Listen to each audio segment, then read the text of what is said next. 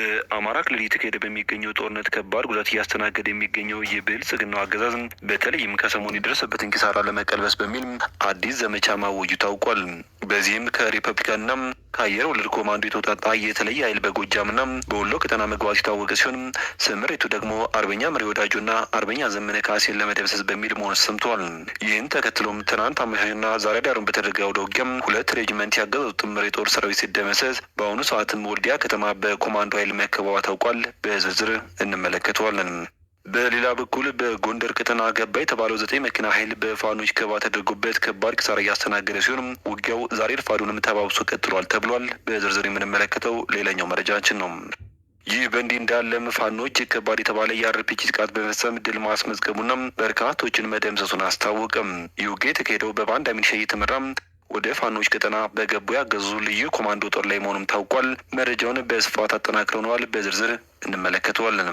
የተወደዳችሁ ቤተሰቦች ቆይታችሁን ከኛ ጋር ካደረጋችሁ እነኝና ሌሎች መረጃዎችን በዝርዝር የምታደምጡ ይሆናል። እናንተም ለቻናሉ አዲስ ከሆናችሁ ሰብስክራይብ እንዲሁም ቪዲዮ ላይክና ሼር እንድታደርጉ በትህትና እየጠየቅን በቀጥታ ወደ ዝርዝር መረጃዎች አለፍን። በድጋሚ አብራችሁን ቆዩም።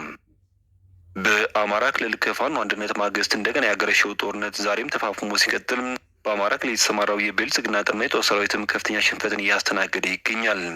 የህዝብ በደልና ስቃይ የቀሰቀሱ የአማራ ፋኖም በግንዱ የአማራ ህዝብ ነጻነት ለማወጅ ከማዕከላዊ መንግስቱ ጋር የሚያደርገውን ትንቅንቅ አጠናክሮም ቀጥሏል።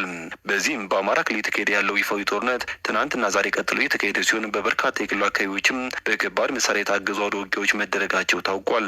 የአማራ ፋኖ ብሔራዊ ንቅናቄ ምስራቅ አማራ ቀጠና የሚኒልክ ዕዝ ባለሽርጡ ክፍለ ጦር መርሳ ከተማ አቅራቢያም ያገዙ ሰራዊት ላይ ጥቃት በመፈጸም ታላቅ ድል መጎናጸፉም ታውቋል።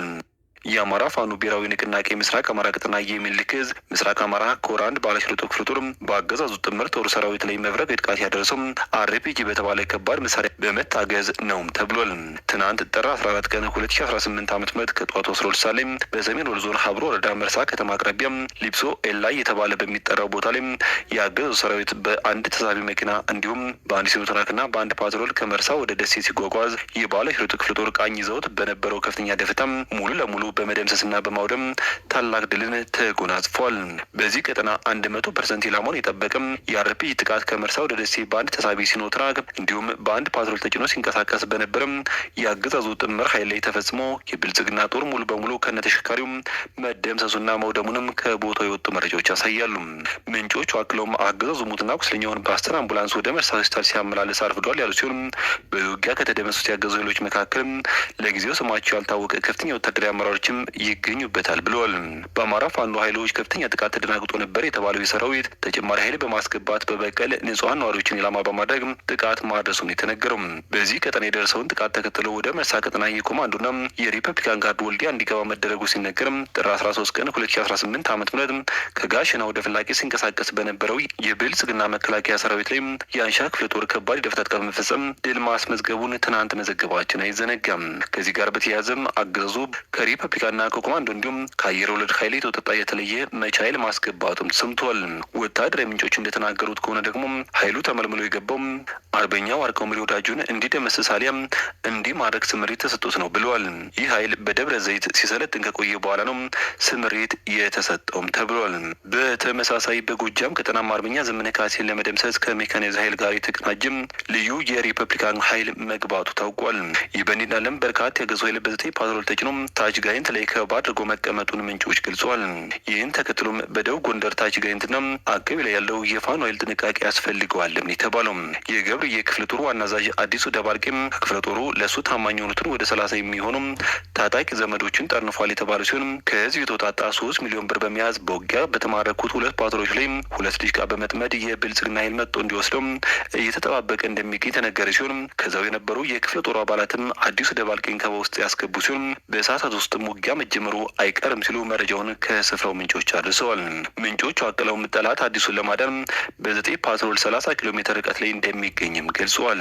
በሌላ በኩል መላኩ አለልኝ በአሁኑ ሰዓት 9 ቤተሰቦቹን ይዞ ላይ ጋይንትን ማስሞጫ ከመከላከያ ጋር ይገኛል የተባለ ሲሆን አርበኛ ከፍ ያሉ ደሴው ማርኮ የሰጣቸውና አንድ ደግሞ በኬላ ገንዘብ የተገዛ በድምሩ 2 ዲሽቃ 2 ብሬና 3 ስናይፐር የት እንደደበቀውም አልታወቅም ተብሏል።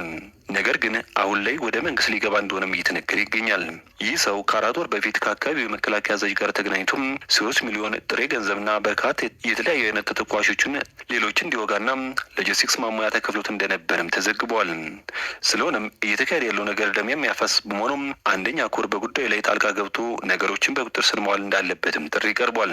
የገብርዬ ክፍለ ጦር ወንድሞቻቸው በጠላት ከበባ ውስጥ ስለሆኑም ፈጥነው ሊደርሱ ይገባል የተባለ ሲሆን በተቻለ መጠንም ምንም አይነት ደም መፋሰስ ሳይፈጠር አዲሱ የጦር ንብረት አስቀምጦም ወደ ብልጽግና የሚሄድበትን መንገድ መፈጠር አለበት የሚሉ አስተያየቶችም ሲሰጡ ተመልክተናል። በሌላ መረጃችን በሸዋ ጠቅላይ ግዛት እዝ በይፋትና ጥሙጋ አውራጃም የአንድነት ዜናውን የሰሙ ከአንድ ቀበሌ ብቻ ከ80 በላይ የሚሆኑ ወጣቶች ትግሉን መቀላቀላቸው ተነግሯል። በተለያዩ የአማራ ክልል አካባቢዎች የሚኖሩ የአማራ ወጣቶች በተለይ አገዛዙ በሚያስተዳድራቸው በአንዳንድ ከተሞች ውስጥ በሚገኙ ወጣቶች አገዛዙ በህዝቡ ላይ የሚያደርሰውን እንግልትና ስቃይ ይባስ ብሎም በዚህ ሰሞን ደግሞ እየፈጸመ ባለው አፈሳ ምክንያት ከዚህ ቀደም ወደ አረብ ሀገር መሰደድ እንደ አማራጭ መፍትሄ ሲጠቀሙበት ቢቆዩም ዛሬ ላይ ግን በትግሉ አንድነት በመደሰታቸው ፋኖን የተቀላቀሉ እንደሚገኙና ለመቀላቀልም ዝግጅት እያደረጉ ያሉም በርካታ ወጣቶች እንዳሉም መረጃዎች ወጥተዋል።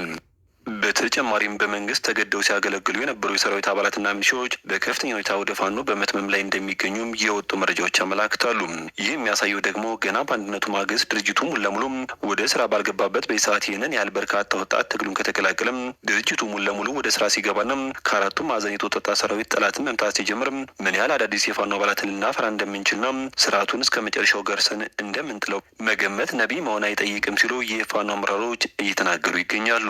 አሁንም በተቻለ መጠን አንድነቱን በማጠናከር አዲስ የተመሰረተውን ድርጅት አፋብንን ከሰርጎ ገቦችና ከወዳጅ መሳይ ጠላቶች መጠበቅ ግድ እንደሚልም አመራሮቹ ጨምረው ገልጸዋል።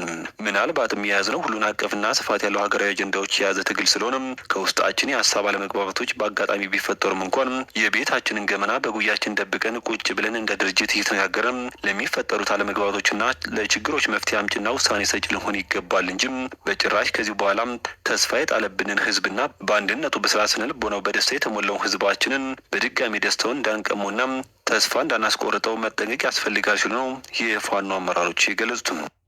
በመጨረሻም የኢራንና እስራኤል አዲስ ውጥረት ዓለምን በእጅጉ እያሳሰበ ይገኛል። የእስራኤል አየር ኃይል ዋና አዛዥ ሜጀር ጄኔራል ቶመር ባር መላው የአየር ኃይላችን ዝግጅቱን ጨርሶ በተጠንቀቅ ቆሟል ሲሉም ከሰዓታት በፊት ተናግረዋል። ባለፈው ከተካሄደው ጦርነት ወይም ሪዚንግ ላይሆን ትምህርት ወስደናል፣ አሁን ላይ አየር ኃይላችን በተጠንቀቅ ቆሟልን ብለዋል። እንደ እስራኤል ቻናል 13 ዘገባም አሜሪካ በኢራን ላይ ለምትፈጽመው ጥቃት እስራኤል ዝግጅቷን አጠናቃለች ሲልም ዘግቧል።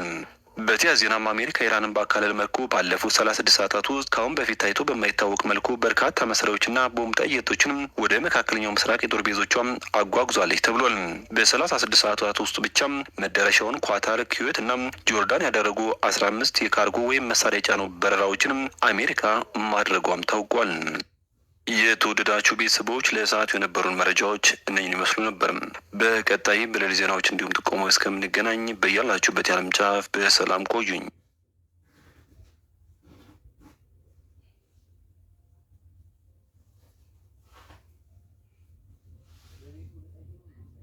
ጀምራል። አብራችሁን ቆዩ።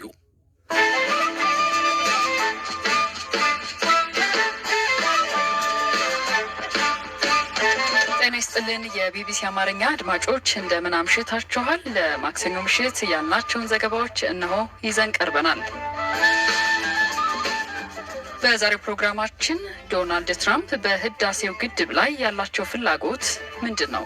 ቅድመ ሁኔታ ነው የሚያስቀምጡ። እዚህ ቅድመ ሁኔታ ተቀበሉ፣ ካልተቀበላችሁ ማዕቀብ ጥላለሁ ወይም የኃይል እርምጃ ወስዳለሁ የሚል አካሄድ ነው ዓለም ላይ እያራመዱ ያሉ።